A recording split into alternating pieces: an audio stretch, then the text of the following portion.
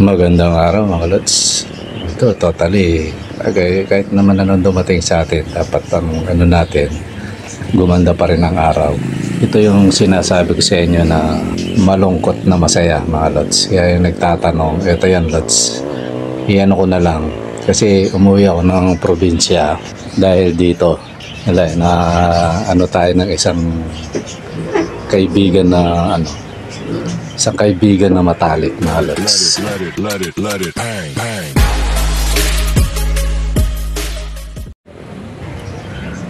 Ayan mga lods, kung napansin nyo yun, may maraming sasakyan. Ayan, ihatid namin sa huling hantungan yung aking totally higit pa sa kaibigan ng mga tay. Kasi itong nawala na to bata pa kami, magkakakilala na kami, tapos naging asawa niya yung naging barkada ko naman, kaya doble to, mag-asawa na siyempre malapit sa buhay natin, na tuwing uuwi ako minsan mas nauna pa akong pumupunta sa kanila kaysa sa mga kapatid ko, kasi nga parang higit sa kapatid pa nga minsan o kaibigan ang turingan namin ng mga yan. Ayan, although nung nakarang nag-vlog ako kasama nga yan, di ko lang binablog kasi minsan kasi nagsasabi na to, kasi pag pumunta ako sa bahay nito kasama ko si Commander, masaya kami yan, asawa ko, tapos silang dalawang mag-asawa, punta kami sa bukid yan, alam ng mga sa baryo namin yan. Sa ilang taon na pag uwi ko lagi, tuloy ko lagi sa kanila minsan. Imbis na dumiretso ako sa mga kapatid ko, minsan sa kanila. Minsan naman di ko inabutan, kagaya ng January, kasama niya yung asawa niya. Itong nawala na to, pag nagtrabaho yung asawa, tapos minsan kamag-anak nila yung sumasama. Kung isang linggo yung asawa niya dun sa trabaho, kasi may tutulugan naman silang kamag-anak, kasama siya. Masasabi mo isang magandang pamilya itong lahi ng mga to. Kasi yung namatay na yan, kapatid ng bayaw ko, kaya kumbaga paikot-ikot na lang kami total, para mga kamag-anak ko na nga yung mga yan Kaya yan mga lods, nawala siya. Nakakalungkot. Hinatid na namin siya sa huling hantungan. Kahit medyo pa yung katawan ko, pinilit kong umuwi. Sabi ko nga, may sakit ako. Sabi ko makarecover lang ako, uuwi ako. Ayan, kahabol naman tayo mga lods. Bago ilibing, yung bukas ililibing na, yung araw na ganito, nakauwi ako. Kaya yan, mga kapatid niya masayahin tao. Kahit kami pag magkakasama dun sa may bukid, style pa lang yan, yung estilo pa lang matatawa ka na. Kaya pag nandun kami, tawa kami ng tawa. Kahit sa kanila, sa pamilya nila, kinikwento siya ng mga kapatid ko, mga kakilala ko, mga bayaw ko, na talaga. Tali siya yung pinaka-komedyante sa kanila. Ayan, hindi ko alam na lumala yung sakit niya sa puso. Ayun, yata. Hindi ko alam ang buong mga lods. Ayan, pasensya na kayo kung na-picture ko siya, kasi para at least may video ko niyan na nung buhay pa siya nung nakaraang taon yata yun. Ewan ko kung isingit ko dito, kaya siguro hindi na sa mga susunod na baka sa kabilang channel na ako gagawa ng yung parang pinaka nito, nakakalungkot mga lods. Totally maraming nangyari dyan, ayoko na lang i-picture kasi ipigil kong umiyak dyan kasi although maraming kamag-anak tong mga to, iba hindi ako kilala, mga ibang lugar sa both side nila, kaya minsan mga ningani ako na siya. Pero nung nakita ko hindi matay yung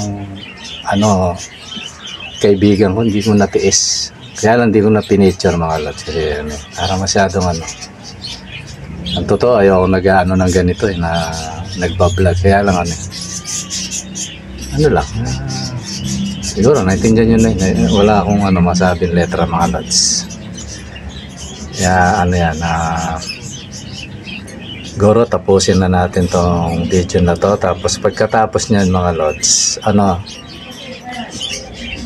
pasensya na pala kayo dun sa pag-antala ng ating ng raffle.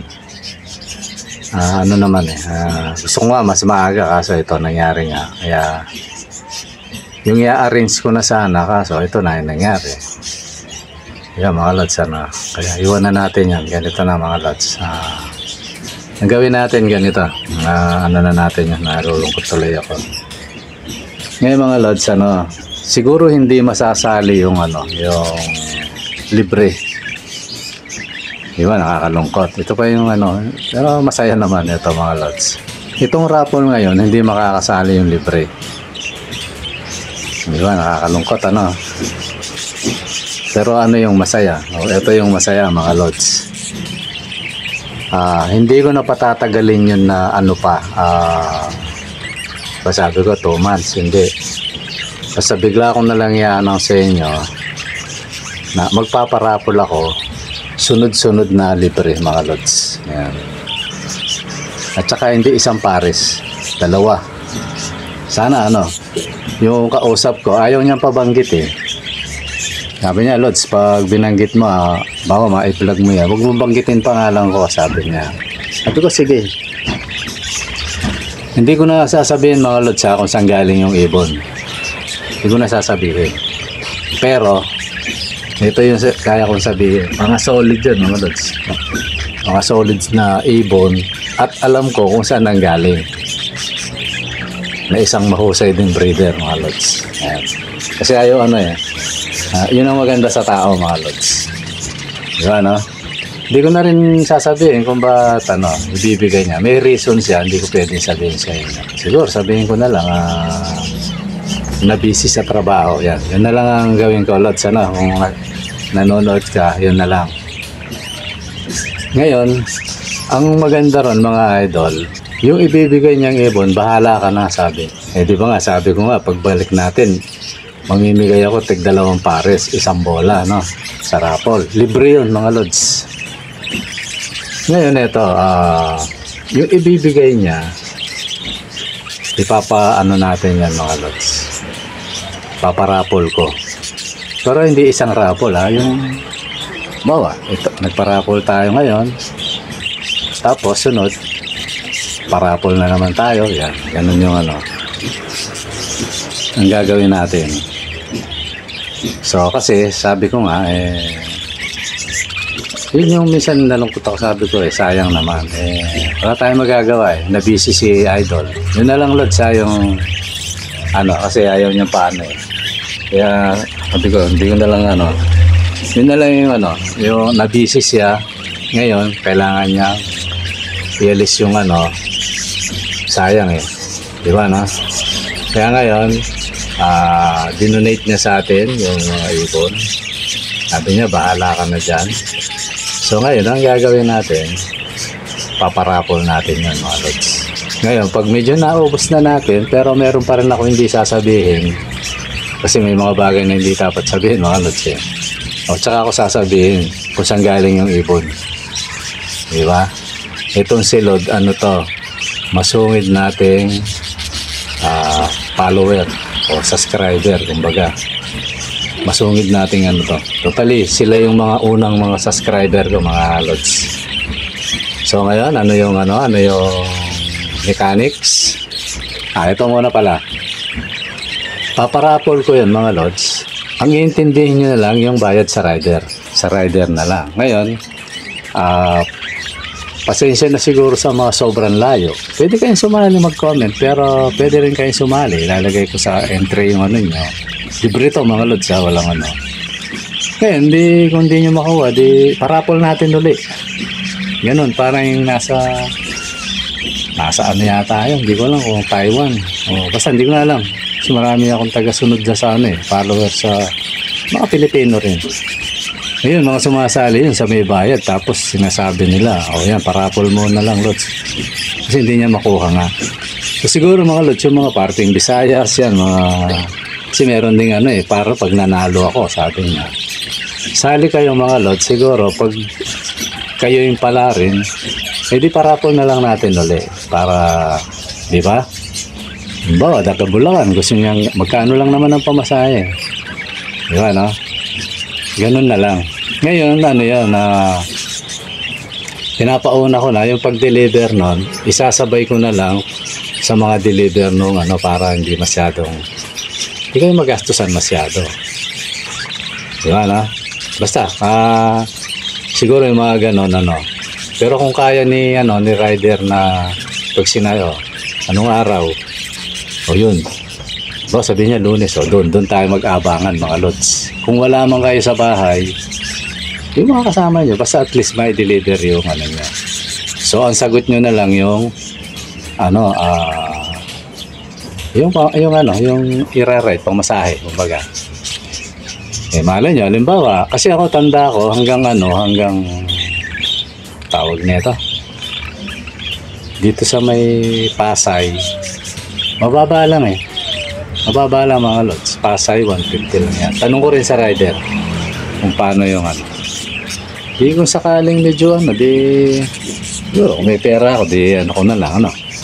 Ganun na lang mga Lods, para yung mga ano, yung mga talagang gustong magkaibon, yan. Pagkakataon nyo na to. Kung di ako nagkakamali, ano to. Kasi sabi ko rin dun sa kausap ko, baka may kaibigan ka na gusto alokin mo. Oo, sabi niya, pero ano eh, madami, sabi niya. Hindi, araw, siguro, hindi naman araw-araw mga Lods. Ayan. Di palagi tayo magparapol. So, yan ha, hindi naman kayo lugi. In-stop ko to kasi sa totoo, kulang yung ano natin, mga Lods. Ang inaalala ko kasi baka yung manalo, sobrang layo. Eh, kawawa yung mga kids natin, walang ano, walang patoka. So, ngayon, inalis ko man yung libre ngayon, mga Lods. Ang kapalit naman marami. O, yan. Diba mga Lods? Masaya pa rin mga Lods. Yan. Abangan nyo yan. Ngayon yung ano naman, yung sa raffle natin. Ano ko muna mga Lods. I-arrange ko muna. Siguro ngayon, kung may pagkakataon ako ngayon, i-arrange ko. Tapos, dun din sa video na yon na gagawa ko ng video, sasabihin ko rin kung ano, kung ganito, i-raffle ko na. Ano yan? Sana wag naman ako mabisi, no? Pero tingin ko wala naman akong ano ngayon. Para kung loobin, kahit ano, kahit siguro itong video na to, pagka-upload ko na ito, tapos mag-a-arrange na ako. Totally mga Lods, pagkapanood nyo na ito, ano na, kung gusto nyong sumali pa, di sali kayo, no? Habol kayo, pero ngayong araw lang na to pagka-upload ko, pero bukas siguro baka wag na kasi langanin na yun mga Lods. Ngayon, ganito, mag-upload ako pagkatapos na ito, tapos i-arrange ko. Yun, dun sa pag-arrange ko, malalaman nyo kung ano, kung ibobola na natin. Kasi ano ko yun eh, makikita nyo yun. Makikita nyo kung paano. Kung pwede nga bukas eh. Abangan nyo mga Lods. Total nandito naman ako sa bahay. So yan, kaya na natin ano yan, i-arrange. Kahit medyo puyat-puyat pa ng konti. Okay mga Lods, siguro hanggang dito muna. At pasensya na muna kayo sa aking pambungan. Medyo sad ng konti. Pero ano, ganun talaga. Una-una lang. Kaya doon sa barkada ko, ano, lakasan mo yung loob mo. Ganun talaga kasi mga Lods. Ramdam na ramdam ko yung pakiramdam niya ngayon. Kasi, di ba, no, yung anak ko. Ganun talaga. Lahat naman tayo pupunta dyan. Lagi ko lang sasabihin, ano, manatili tayong ano, mabuting tao. Hindi yung ano. Kasi, ano eh, pag naging masamang tao tayo, yan, pag kumantong tayo sa ganyan, yun ay kapos kapalaran, sabi nga. Ayan, kagaya yung namayapa na yan, napakabuting tao niya. Yan, kaya kong sabihin yan kasi isa ako doon sa saksi. Pati mga kapatid niya. Kaya ano, ayun, maalam na ako sa iyo, Wena, aking kaibigan. Parang kapatid na rin yan, yung mag-asawa na yan. Ikaw naman, Bernard, lakasan mo yung loob mo. Kaya mo yan. Okay mga lads, siguro nandito muna. Maraming salamat sa panunood. Bye-bye.